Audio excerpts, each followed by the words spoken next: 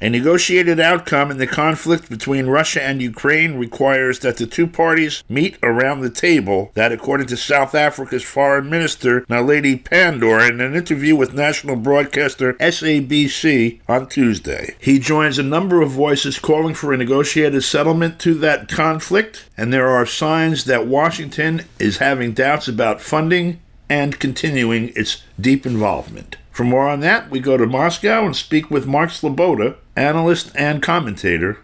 We spoke with him via Skype on Wednesday. Mark, a lot's happened over the past few weeks in and around Ukraine. One should bring us up to date.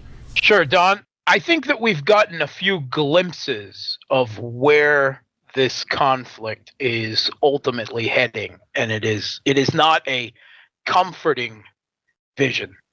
I think that the Western mainstream media propaganda narrative bubble has finally burst. They've gone from the Kiev regime is winning to the Kiev regime is in a stalemate to the Kiev regime is facing defeat and collapse sometime in the next year. All within the span of a few weeks. So this is a remarkable turnaround. And with the Dutch boy, not only is his hair getting wet, he's about to get swept away in a torrent. Yes. And that comes on top of the open admission of the political feuding between the president of the regime, Zelensky, and the Kiev regime's top general, Zaluzhny, which is threatening the political stability in Kiev as well. So I think not only is the Western mainstream media going nuts, right, but the Western governments are starting to panic. They are getting desperate. And this is perhaps where they will be where and when they will be most dangerous. We have a report coming this week, several reports that link together that point in the direction that this is going. And those who have followed me on my YouTube channel, The Real Politique, or on my Substack, will know that I have long feared and long discussed the possibility that at some point when the Kiev regime is facing defeat, that Kiev itself is threatened, that NATO cannot allow itself to be defeated by Russia when they have put so much political and geopolitical capital on the line that they will send their own troops directly into the conflict. And we've got multiple indications that that's where everything is going this week. The former Kiev regime, the Ukrainian ambassador to the UK, Vadim Pristaiko, gave an interview to the Ukrainian branch of the U.S. propaganda channel Radio Free Europe, Radio Liberty, right? So not like a podcast or something. This is an official U.S. government propaganda channel where he admitted that the British government is working on the development of contingency options for sending their own troops into the Ukrainian conflict directly, uniformed troops, right? And I mean, the conditions they were talking about where they would have to do that include such things as the Russian occupation continues.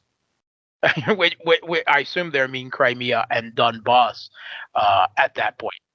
And he says they won't admit it at the moment, but that they are making contingency plans for this. And I think we can assume that if the British government is doing this, the U.S. government is doing it as well, and probably has long been prepared for that. On top of that, we had a joint appearance by Putin and Shoigu at a top meeting of the Russian Defense Department officials, or a rather large, essentially a conference. And we had two comments out of there that similarly point in this direction. The Russian Defense Minister Sergei Shoigu noted that NATO troops, not volunteers, not mercenaries, that NATO troops are already directly involved in the conflict. That with some of the more technical weapons systems, they are talking multiple launch rocket systems and air defense. So I assume that they are talking the HIMARS, the Patriot, and probably the German Iris air defense system, that these are being manned by U.S., British, and Polish military personnel. Right. Something that has long been suspected, and now Sergei Shoigu is giving the count. He says that there are several hundred of them at the point.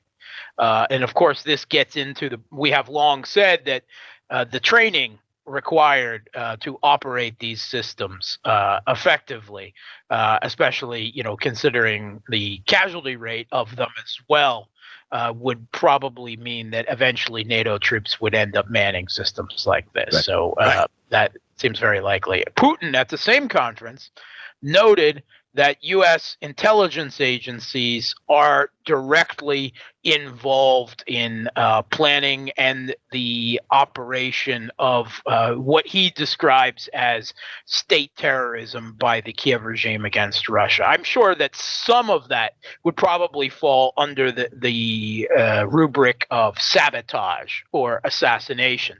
Others are clearly targeted at civilians for political reasons, such as attacks at business skyscrapers in Moscow, and that would legitimately be terrorism. So now we have from the Russian defense minister and the Russian president confirmation that both NATO military, active duty military, and intelligence are already directly involved in a conflict against Russia.